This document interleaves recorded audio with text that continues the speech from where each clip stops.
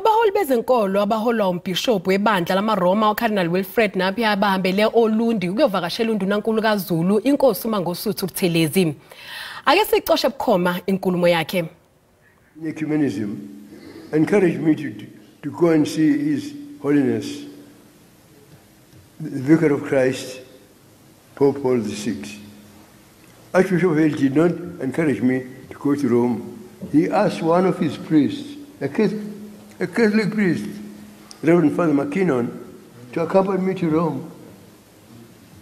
I did not only meet His Holiness, Pope John II in the and later I met him again with the President of South Africa and my cabinet colleagues.